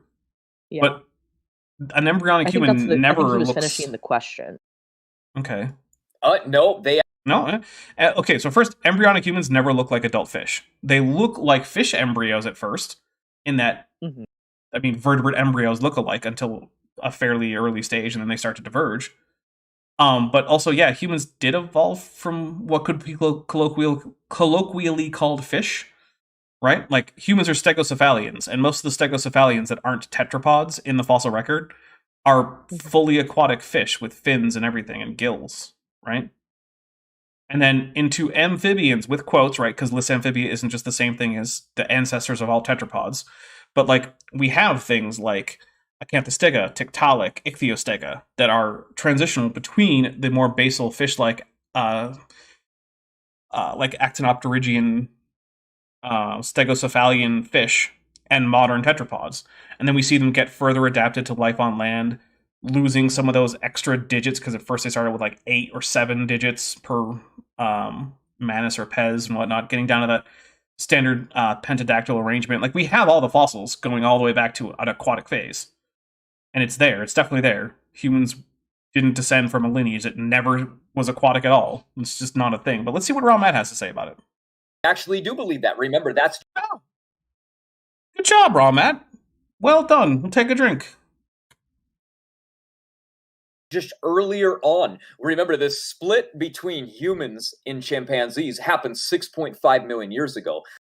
About that. We'll take another drink. That's about right. Close enough. DM, the Middle East is a war-torn country wing for $5 says, if we didn't evolve from aquatic apes, then why aren't there any more aquatic apes? At least this is not the aquatic ape hypothesis, near as I can tell. So, there is that, at least. And Raw Matt's Erica's actually... got a video on that if you to, Oh, yeah. Yeah, she does. Yeah. It's super, super dumb. Not the video, the aquatic ape hypothesis. Yeah. It's basically like, hey, humans are fat. It's like, yeah? So maybe they were aquatic. Oh, okay. No. Don Giovanni for $2 says embryonic humans are actually deep ones. Nice. Also, Savage Calorie Rich Air Cobra has just gifted 5 Dapper Dinosaur memberships. They went to Doesn't Get Eddie Vedder, Contra Fidem, Chelsea Daigle, Mike Brooks, and Charlie Owen. So we'll take 5 drinks. Here we go. 1, 2, 3, 4, 5. All right, here we go. The aquatic split was hundreds of millions of years before that. That's why they say we contain a subcutaneous layer of fat underneath our skin. Matt, you were doing so well, and then you had to just ruin it. Mammals have subcutaneous fat, like all of them. That's just all of them, right? Humans have a lot, but like they're not unique in having it. So, no, that's subcutaneous layer of fat is not in itself evidence of aquatic ancestry. It's all the other things we talked about. So you were doing so well, and then you screwed it up, Matt. We'll take a drink. I was actually becoming impressed. And then he had to go and ruin it. Right? Because chimpanzees don't contain that. Chimpanzees absolutely have the exact same subcutaneous fat layer as humans. It's just smaller. I'm taking another drink for chimps don't have subcutaneous fat, which, hey, Maddie. Oh, Maddie's muted. That's okay. Yeah, I mean, no, sorry. I just sent you a D. No, I see it. It's all right. Okay, yeah. So, I don't know if anyone here has seen a female chimpanzee or a bonobo, but they've got breasts, and most of that breast volume is made up of the same thing it's made up of in humans: fat. So we'll take a drink for... No, we already took a drink for that. So, yeah. Unfortunately, Maddie had to leave us for now. I don't know if she'll be back, but she's welcome back. So why would we? That's what aquatic mammals usually have. Aquatic mammals do usually have a subcutaneous fat layer because mammals do. Specifically, they have a very thick fat layer. But the thing is that the aquatic ancestor of all these mammals, like the first aquatic ancestor of all of them, was the same one, right? You have like secondarily aquatic mammals like seals or whales or whatnot. But like if you go for the primary aquatic phase, not the secondary aquatic phase, but the primary one was the same aquatic animal for all of the mammals. So they actually do say that cladistically we're monkey fish. I don't think anyone would say that. So that makes sense. Yeah. Someone asked, "What are your thoughts? What are your thoughts on old Earth creationism?" This might actually be interesting because I don't know what Matt's thoughts are. I mean, obviously he disagrees with it, but like, is he going to give biblical reasons? Is it going to be alleged evidentiary reasons? I don't know. Fitz Rage for $2 says AIG is our ancestor that burrowed to lower strata. You know what? If you're talking about preapulid worms, then I'll take a drink for that. Here we go. Old Earth creation, it was just an idea that they tried to mesh with evolution because they don't. Wait, what? No! Old Earth creationism specifically rejects evolution, right? Old Earth creationism accepts all the vast amounts of evidence for the great antiquity of both the Earth and the universe as a whole, but it rejects universal common ancestry in favor of special creation. Now, the exact flavor of special creation varies from Old Earth creationist to Old Earth creationist, right? There are some people who are young life creationists who believe that the Earth is billions of years old, but think that life is relatively young. There are progressive creationists who think that there were different stages in the biosphere of Earth where God created a certain group of organisms and then later came in and replaced them at various times. There are gap creationists who think that there was a first creation in Genesis 1:1 and then that Genesis 1:2 takes place after some great fall and a calamity that resulted in a new creation, which is where the rest of the narrative of Genesis picks up. There are day-age creationists who believe that each day mentioned in Genesis 1 corresponds to a certain time period in the Earth's history. But one of the things they all have in common is a flat rejection of evolution. I have yet to find anyone who would describe themselves as an old Earth creationist who would then also say that I believe in evolution. Like, you get theistic evolutionists, right? Or sometimes call themselves evolutionary creationists, which I think is a dumb term because the word creationist has basically become synonymous with rejection of evolution. But hey, I guess I can't tell them what to call themselves. So, yeah.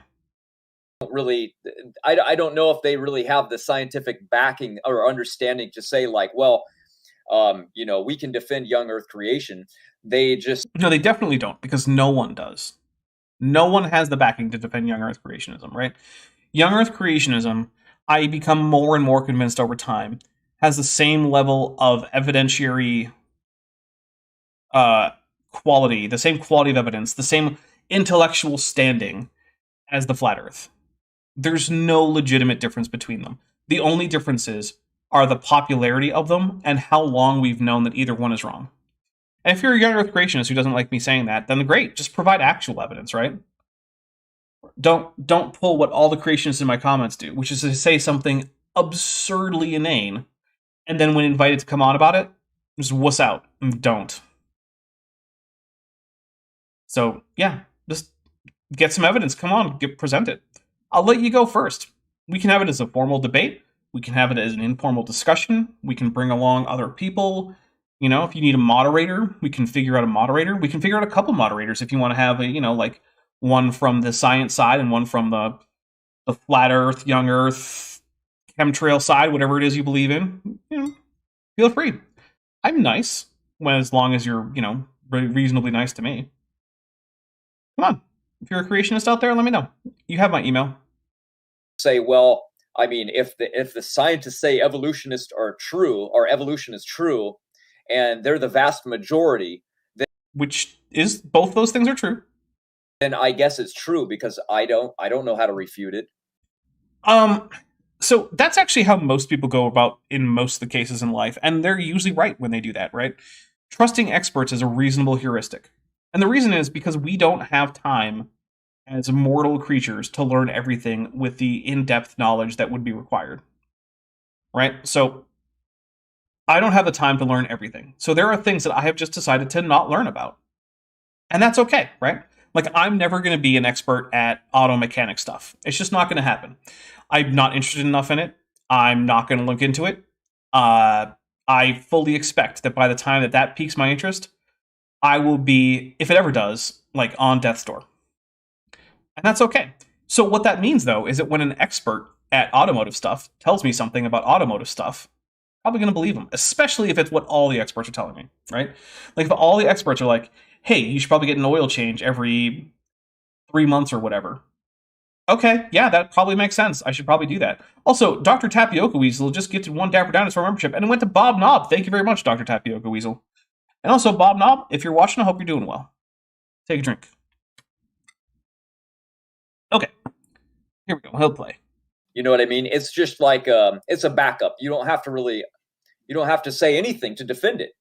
Like Sure, you don't have to defend everything you believe. If someone challenges you on something you believe and you don't feel like having the discussion, you can just walk away. It's okay. It doesn't make you wrong. It doesn't make them right. It just means you don't want to have the discussion. And that's okay. Now, I am here to have the discussion, right? I want to discuss things like evolution. Actively. I invite such discussions, but you don't have to. Really, there's no argument. You can just say, well, when did God create the earth? I don't know. Could have been, who cares, right? It's like, that can literally be their argument. Is he still talking about old earth creationists? Because I don't even know. But they have a little bit of trouble, because if they actually believe that God created Adam and Eve, you have to ask them, like, well, when was that? I've never met one that can actually give you a date. I mean, I don't know too many young earth creationists who could give a date for the creation of Adam and Eve in the sense of like a month and day and even year. I know Bishop Usher tried to, but I don't know any creationists who still accept that. But the thing is, this is this disdain for the acceptance of ignorance, right? What Ramad is doing here is he's saying, oh, well, these idiots don't even know when Adam was created, these stupid old earth creationists. That's just them accepting that they don't have enough evidence to come to a strong conclusion either way. That's a good thing. We should encourage creationists to say that they don't know when they don't know things, which is all the time, but, you know, I'll take little steps where I can. But instead, they seem to have put this premium on being able to answer any question with a, well, this is what I know to be true. That's a dangerous situation to be in. You should be willing to accept that you don't know things and to be open and honest about it, right? That's why many times, especially in these lives where I don't have all the resources to hand, I can't always look up every single thing. That's why when I'm even a little bit not confident in something I'm about to say, I'll say something like, hey, you should check with someone who's better at this than I am, like Erica, whom I already mentioned today. Or like, take what I'm about to say with a grain of salt because I don't have all the resources. That is the intellectually honest thing to do. What is intellectually dishonest is simply go about proclaiming that you know everything because you read it in a book that doesn't even contain information about most of the things you claim to know about. Like, that is the least intellectually honest option that you could take, and it seems to be the default option for young earth creationists. Well, conspiracy theorists in general, I suppose. There's no model. They don't really have a model. Well, that's laughably wrong, and very obviously so. Like, the model is present in hundreds of thousands of papers at the very least, probably more like millions. Alex Markle says, but Dapper, if he did that, he wouldn't be a young earth creationist. Not necessarily, right? Because you can believe things without knowing them. Right? Like, there's plenty of things I believe that I don't really know, right? Like I mentioned with auto mechanic stuff, right? I believe what the various experts tell me. I can't reasonably say I know any of that stuff, right? Because I don't actually have the ability to justify that knowledge. So even if it's true, and even if I believe it, it's only two of the legs of the tripod that is knowledge, right? Because knowledge is justified, true, belief. So in order to call something knowledge, one, it has to be true. Two, you have to be able to justify that truth. And third, you have to actually believe it, right?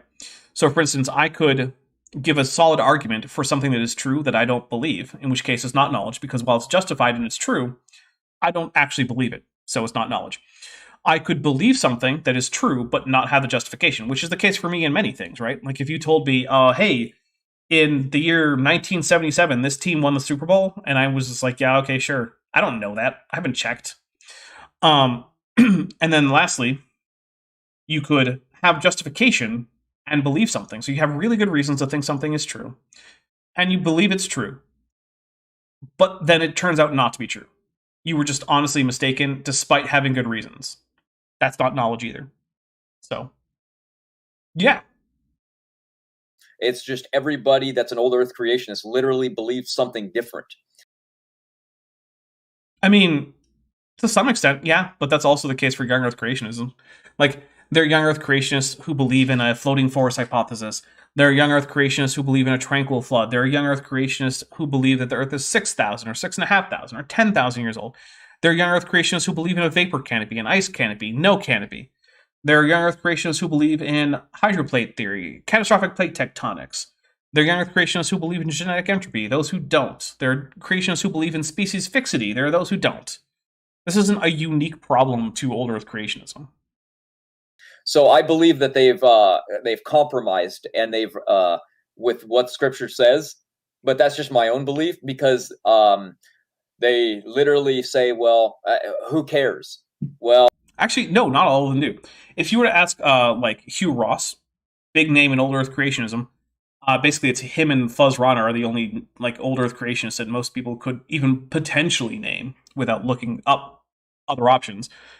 No, they care a lot, right? Like, they care a lot about what the Bible says. They have an entire media industry dedicated to promoting Christianity and the gospel through the lens of old Earth creationism. And they care deeply about how old the universe and the Earth are, right? They have whole articles. They've written papers, actual real papers, about the antiquity of the universe and the Earth. They clearly care about this. And they think that you, Matt, are leading people astray by finding unnecessary conflict between observable reality and the scriptures.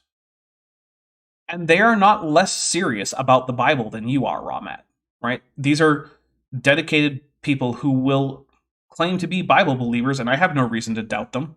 And the thing is, texts do not interpret themselves.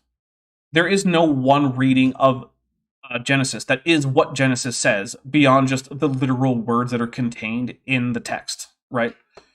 But you can read those in myriad ways, and there's no easy way to figure out which one is the quote-unquote correct one. And the quote-unquote correct one also has no particular obligation to conform to reality. So yeah, on every single level, Raw Matt is just being extremely dumb about this. Well, I would think it matters, right? It's our history. We would kind of want to know our history. Yeah. That's why old Earth creationists take this seriously. I'm taking a drink for this ridiculous straw man of also old Earth creationists, as if straw manning evolution wasn't bad enough. Off Intro, who's been a member for 1 month, is at the amniote level, says, if all my subcutaneous fat were wrapped around my head, that wouldn't be enough to prevent brain injury from banging my head against a wall from this. Oh, I'm so sorry, Off Intro. I hope that your brain stays safe. Stay away from concussions. Dr. Tapioca Weasel for $5 says, regarding the auto mechanic thing, I believe in you. You could be a chemist professor or auto mechanic, mid-husband, father of 12 if you believe in yourself. And then DM, the Middle East is a war-torn country wing, says, the correct one is the KJV, obviously. But even there, right? Even if you take KJV onlyism seriously, which is kind of a silly thing to do, but let's say you do, you still have the same problem, right? The text of the KJV does not interpret itself. It needs to be interpreted by the reader. or the community which is using this text as a basis for their spiritual life. They still need to interpret it. And interpretations fall into various traditional camps, right? Like when Raw Matt comes to read the Bible, he does not do so from a blank slate. He is not a tabula rasa when it comes to the Bible. He is directly reading this from a specifically fundamentalist evangelical Protestant tradition, which includes things that are not in the Bible. And you know what? On its own, that's okay. Everybody reads every text with some kind of tradition behind them. Even if it's just the tradition of how your language interprets the various words on a page, right? Because unless they're in the original, and even then, unless you're a contemporary of the original, you're probably not getting at anything close to authorial intent just from a raw reading of it. So everyone approaches the text with their own biases, with their own interpretative traditions, with their own hermeneutical principles, none of which are intrinsic to the text, even if they're KJV onlyists. Steve Areno, who's been a member for 13 months and is at the Tetrapod level, says, finally, more egg-based co-hosts with a pelagic tunic. Yes, I bring only the finest egg-based co-hosts. Savage Monkeyfish Cobra for $2 says, which book title for the KJV should we get? Go with Habakkuk. I like Habakkuk. No one reads Habakkuk, which is too bad because Habakkuk is really good.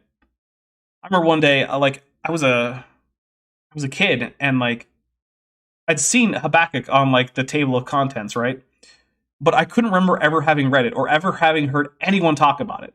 So then I just sat down and read it, and it's not very long, and I was like, hey, this is actually really good. People should talk about this more. I like Habakkuk. Yeah, it's almost like elegiac, and it's what it's about. It's a good read. I don't know. So, we can't just go with well, whatever. I mean, that's what the Catholic Church did, right? They said, well, the scientists said evolution's true, so guess what? Evolution's true, and God used evolution. Technically, what the Catholic Church said was that the theory of evolution and the great antiquity of the earth was not incompatible with the Catholic faith, meaning that Catholics were allowed to believe in evolution and the ancient earth without being in fear of excommunication, right? So you can be a Catholic who accepts science, is basically what the Catholic Church said. They also didn't say that you had to. You can be a Catholic creationist. There are Catholic creationists out there. One of my Dapper Reacts sections that I did with Vishanti was about a Catholic, I don't know if he was a young Earth creationist, but a Catholic anti-evolutionist who was going on and on about how nonsense evolution is, and he was taking most of the same talking points from Protestant young Earth creationists. He was a Catholic. As far as I know, he was in good standing. He was talking at a Catholic school that's still associated with an official diocese in the Roman Catholic Church, in communion with the Pope, all that. So that's what they did. Every Catholic believes evolution is true. Well, that's just a lie. You're taking a drink for that. I've met Catholics who don't believe that evolution is true. I've met far more who do, but still. Right? They don't have a model. They just say, well, whatever. Yes, the Catholic Church doesn't have a model of the entire history of the earth, Ramat, because that's not their concern.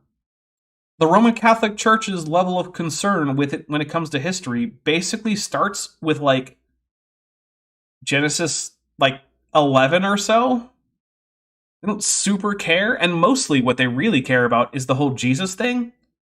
I know, crazy, right? That a Christian church might care about the whole Jesus thing. Weird. So, no, they don't have a model for the entire history of the universe. Why would they? We don't know. Wow. This is a good one. Why is the universe estimated to be 13 billion years old? I'll bet Ramat has no good idea. It's the Hubble telescope, right? Wasn't that their big thing? I mean, Hubble helped make some observations that helped with that measurement, but saying the Hubble telescope is like saying, hey, why do you believe in bacteria? And you say, well, the telescope at my school, that one, or not telescope, sorry, microscope. That one microscope I used, that's why people believe in bacteria. No. DM, the Middle East is a war-torn country wing, for $2 says, Matt just keeps talking out of his AIG. I'll take a drink for it. Sure, why not? There is a little bit of the expansion that goes into that, but it's mostly Zychron crystals. Zychron crystals. Everybody, this is up there with the excavations. Zychron crystals, you heard it here. I think this is maybe something from like the Marvel Cinematic Universe. I think Zychron crystals might be like the ultimate power source for the Guardians of the Galaxy ship. You know, sort of like in Star Trek where they had to put in dilithium crystals. I think maybe the Guardians of the Galaxy ship needs Zychron crystals. By the way, it's zircon. In case anyone's wondering, zircon is the word that Ramat is looking for, not Zychron. Zircon. Which is, again, goes back to radiometric dating. No, the universe is not at all dated via radiometric dating, because in order for zircon crystals to be used radiometrically to date the universe, it would require that the zircon crystals were primordial to the universe, that they formed directly at T equals like 0 Big Bang time. Which isn't true. That's just not a thing. There were no zircon crystals, because zircon is made up of heavy elements like silicon and stuff. You know, the kind of stuff that didn't exist at the beginning of the universe. Which means that it had to form after things like rocky planets formed, because it couldn't form in stars because stars are too hot for zircon crystals. Only planets can be the right amount of hot, but not too hot for zircon crystals to form. Like, this is kind of amazing. So, yeah. They take Zychron crystals that they find in Australia. I'm just drinking for Zychron. And they radiometric date them, and they have the oldest date inside of them. But like I said earlier, since they've actually created these radiometric elements and they've quickly decayed, then obviously these original half-lives showing that they're billions of years old are invalidated. So actually, you didn't show that. You showed that you have absolutely no idea what you were talking about, but that was last week. So now, after showing that Ramat showing himself to have absolutely no clue how anything like particle physics or atomic physics works, not knowing what a zircon is because he can't even say the damn word, and then thinking that radiometric dating of zircons, although he did get the location of the oldest rocks on Earth right, which is in Australia, so I guess we'll give him that. That's a drink. So good job on that one, Ramat. But yeah, then he thinks that for some reason the Earth is as old as the universe, and therefore you can radiometrically date the oldest zircons on Earth to figure out how old the universe is. That's wrong at almost every step. Literally the only thing that was right about any of that was that Australia has the oldest known rocks on Earth. I don't even know what else to say about that. That is completely bonkers. We're going to get a little bit more Ramat in, then we're going to get out of here. it's just an assumption. So what they've actually done is they're trying to use like a light travel thing. But the problem with that is looking at the cosmic microwave background and testing the light travel issue. They actually have a huge problem of their own called the horizon problem. Okay, so we're not going to get too far into this. We're probably going to pick this up when I get back. Next month, right? When we all get back, including Maddie. The light horizon problem is basically that the cosmic microwave background radiation is too uniform. It's too anisotropic, right? Because if we have a model of expansion that does not include an inflational period early on, that we don't actually get to have a universe where one side of the CMB is in thermal contact with the other side for long enough to allow the temperatures to equilibrate between those two regions. But that does seem to have happened. Inflation not only solves this, it solves a number of other puzzles in cosmogony, and it also made some predictions that have later on turned out to have been confirmed. So we have good reason to think that cosmic inflation is a thing. But further, this is just a tu quoque, right? Even if it were the case that the extreme anisotropy of the CMB was a problem for cosmology, which is not, but even if it were, that would be a problem that does not relate to the question of why is it that scientists think that the universe is 13.8 billion years old. That does not address the question, right? It's like if someone said, why does Raw Matt think that Jesus is the Son of God and the second person of the Trinity?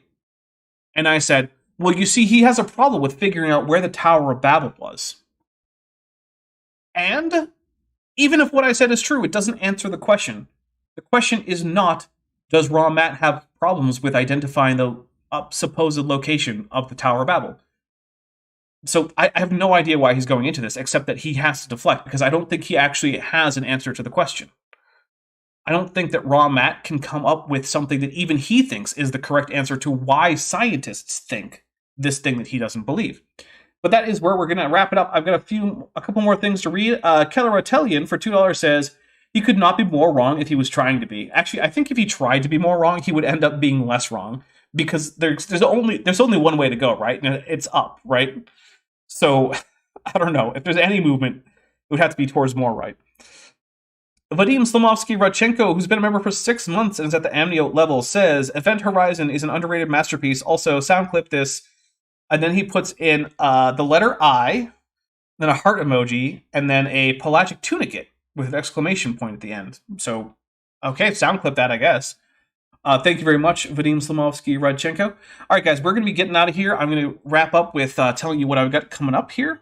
So, on American Thanksgiving, that is the 23rd of November, 2023, we will be having at 11 a.m. Pacific, 2 p.m. Eastern, a premiere. It is the second part of the Doug Batchelor series, where he is going to be telling us how dogs disprove evolution somehow. Also, if you want to laugh, go to that premiere and check out the pinned comments. It's from one of the dumbest creationists who ever stops by the comments, and also one of the most cowardly. So, yeah, it's hilariously bad. Then on the 25th, I am planning another Gish with Vish, with Vishanti. I will be double checking with her to make sure that's all on the up and up. And then on the 28th, currently the plan is a Jackson with Jackson. I do have to confer with Jackson Wheat to really confirm that that's exactly what's happening. But as it looks right now, that should be what's happening. And then on the 30th, we should be having another premiere, which should be the third episode of the Doug Batchelor series, which I believe is the final one, I want to say. Yes, it is. It is, because this next one is number 2 out of 3. So there you go. There's a little bit more than a week ahead. Look into the schedule. Thank you very much, everyone.